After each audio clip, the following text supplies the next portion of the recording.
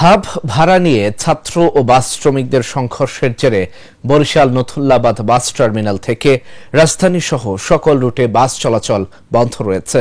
এতে দুর্ভোগে পড়েছেন যাত্রীরা। রোববার সকাল থেকে নথুল্লাবাদ বাস টার্মিনাল থেকে কোনো বাস ছেড়ে যায়নি। শনিবার সন্ধ্যায় শিক্ষার্থীকে বাসের মধ্যে হাব ভাড়া নিয়ে মারধর করা হলে শিক্ষার্থীরা এক হয়ে বাস ও কাউন্টার ভাঙচুর করে। শিক্ষার্থী ও শ্রমিকদের মধ্যে ব্যাপক সংঘর্ষ হয়। পরে সেনাবাহিনী এসে পরিস্থিতি নিয়ন্ত্রণে আনে। এই ঘটনায় বাস মালিকরা দাবি করেছেন প্রায় ৩ কোটি টাকা ক্ষতিগ্রস্ত হয়েছেন তারা। এই ঘটনার বিচার ও ক্ষতিপূরণ না পাওয়া পর্যন্ত বাস চলাচল বন্ধ রাখার কথা জানিয়েছেন তারা। অপরদিকে বেলা ১১টায় এই ঘটনায় বিক্ষোভ মিছিল করেছেন শিক্ষার্থীরা। গতকালকে আমাদের শিক্ষার্থীদের উপর পৈশাচিকভাবে হামলা করা হয়েছে। শ্রমিকরা আমাদের শিক্ষার্থীদের উপর হামলা করেছে এবং আমাদের অর্ধ শতাধিক আহত হয়েছে। বিএম কলেজ ছাত্রদল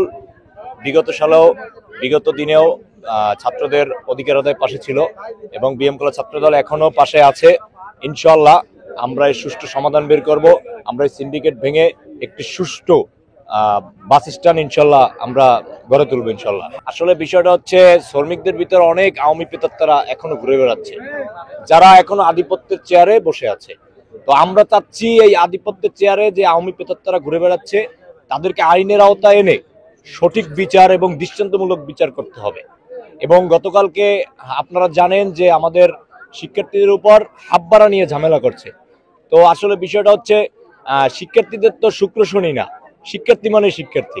এখানে শুক্র আর শনিবার এনে তারা মনে করেন যে এটা বিভিন্ন ঝামেলা করে, আমাদের বোনদের সাথে বিভিন্ন খারাপ আচরণ করে এবং স্টুডেন্ট কার্ড দেখালে অনেক সময় বাঁচিয়ে নিতে চাচ্ছে না।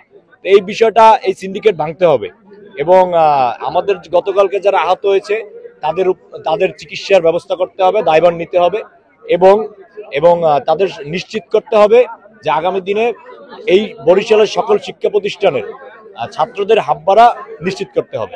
যে আপনারা জানেন গতকালকের যে নতুল্লাবাদে যেসব বা সিন্ডিকেটের আড়ালে যারা আওয়ামী লীগের দুঃশাসন, যারা ফ্যাসিস্টের আড়ালে পর্দার আড়ালে যারা রয়েছেন, তারা গতকালকের হাবভাড়া কেন্দ্র করে আমাদের সাধারণ শিক্ষার্থীর উপরে যারা যে নৃশংস হামলা চালিয়েছে, আমাদের অনেক 25 জনের থেকে অধিক আমাদের শিক্ষার্থী ভাইরা তার হাসপাতালে এখনো চিকিৎসাধীন রয়েছে।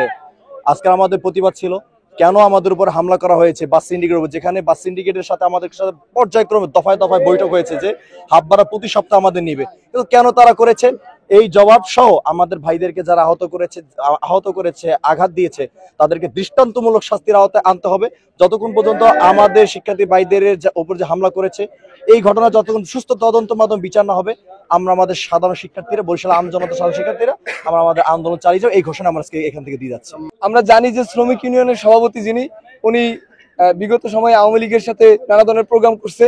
এক্ষেত্রে সেই নিজে ইন্ধন দিয়ে গতকালকে হামলা চালায় এবং তার সাথে সহযোগী হিসাবে ওই জায়গার যারা ছিল শ্রমিক, বাসের যারা দায়িত্বশীল মালিক, তা আমরা চাই দৃষ্টান্তমূলক শাস্তি হোক এবং যারাই এর সাথে জড়িত এটা প্রশাসন যেন খুব দ্রুত খতিয়ে বের করে।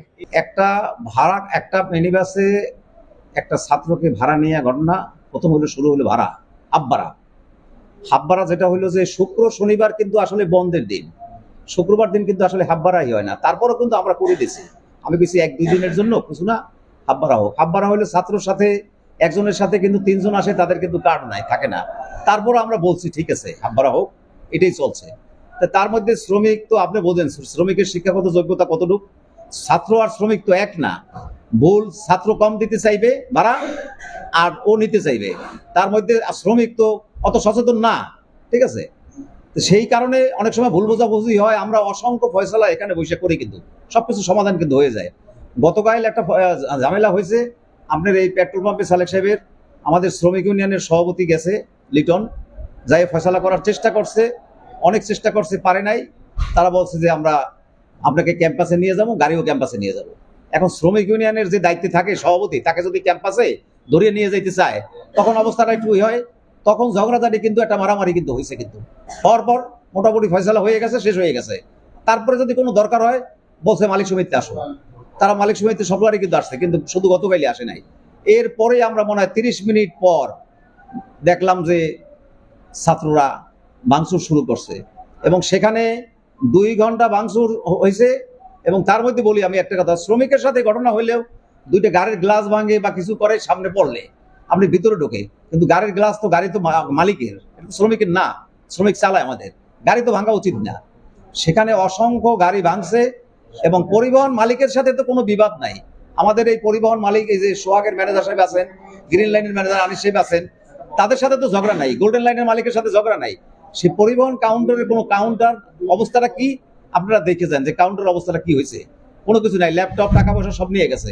এটা শুধু ভাঙচুর না, এটা তো লুটপাটও তো করছে, এবং সেটা লুটপাট করছে আমার কথা না, আমি বানানো কথা না বলি না, আপনারা নিজের চোখে দেখে যদি সত্যি হয় সত্যি লিখবেন, সত্যি বলবেন, ঠিক আছে? এটাই ক্ষতির পরিমাণ 3-4 কোটি টাকা হইতে পারে। ক্যাশ তো গোল্ডেন লাইনে যেমন 4 লাখ না 8 লাখ ছিল, কেউ হয়তো 1 লাখ ছিল, কেউ 2 লাখ ছিল, সবাই তো টিকিট বিক্রি করা। এখন এই ক্ষতির পরিমাণটা টাকার অঙ্ক তো আর হিসাব করে কেউ আসলে বলতে পারবে না। আমাদের 100-র মধ্যে 100 গাড়ি, আমি নিজে যখন মোটামুটি যখন পরিস্থিতি একটু হয়েছে, আমি নিজে নামিয়ে দেখলাম, সমস্ত গাড়িতে গেলাম যে কোন কোন গাড়ির গ্লাস ভাঙছে। আপনি সারা টার্মিনালে একটু ঘুরিয়ে দেখবেন, এখনো গ্লাস সব জায়গায় পড়া আছে। 100 গাড়ি কমলে ভাঙচুর করছে, তার মধ্যে পরিবহন কিছু গাড়ি ভাঙচুর করছে যারা কোনো অপরাধ করে নাই। এবং আমরা মালিক সমিতির, আমরা তো বাইরে তো নামতেই পারিনি, আমরা নামছি 9টায়। যখন আমাদের এই গেটের সামনে আসছে, সেই গেটে আইসে গেট কিন্তু ভাঙার জন্য অনেক চেষ্টা করছে। আমরা 10-12 জন ভিতরে কিন্তু বসা, গেট ভাঙতে পারে নাই। পর আপনার ওই পেজ দিয়ে গ্লাসে, যারা আমরা ভিতরে বসা, গ্লাসে মারছে যাতে ভিতরে আমরা আহত হই।